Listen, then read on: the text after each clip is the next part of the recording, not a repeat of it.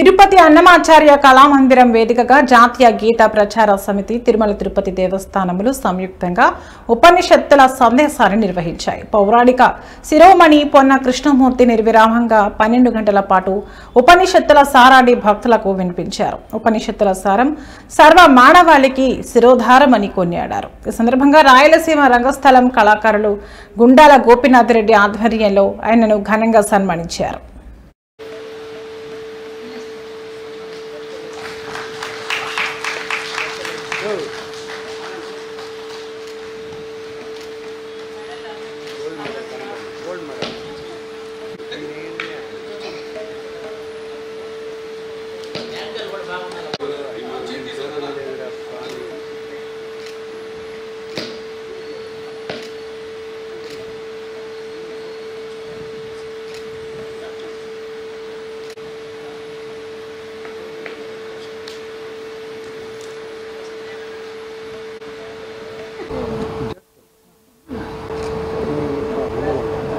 ప్రచార పరిషత్తు మరియు జాతీయ గీత ప్రచార సమితి వారి యొక్క ఆధ్వర్యంలో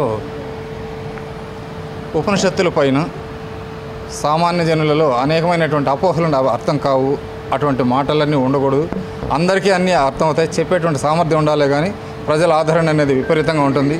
దాంట్లో ప్రకృతి విషయం, మనుషుల యొక్క జీవన విధానం, ఆరోగ్య విషయం, శరీరం యొక్క నిర్మాణం, ఇవన్నీ కూడా కలగలిపి ఆధ్యాత్మిక వైపు నడిపించేటువంటి అపరిమితమైన జ్ఞానం అంతా కూడా అందులో ఉంది. వేదముల యొక్క చివరి భాగములే ఉపనిషత్తులు. అటువంటి ఉపనిషత్తులను చెప్పాలని చాలా కాలం నుంచి కూడా నేను ఆలోచిస్తున్నాను. ఎందుకంటే ప్రజలకు అవి తీసుకురావడానికి ఎవరు కూడా ముందుకు రావడం లేదు. అందులో విద్యార్థుల గురించి, సమాజాన్ని గురించి, ప్రకృతిని గురించి, మనలను గురించి, మనిషి యొక్క జన్మ ఎందుకో, ఈ భూలోకంలో ఎందుకు పుట్టాం అన్నటువంటి విషయాలంతా కూడా, ముక్తిపద విషయాలు అన్నీ కూడా అందులో ఉన్నాయి.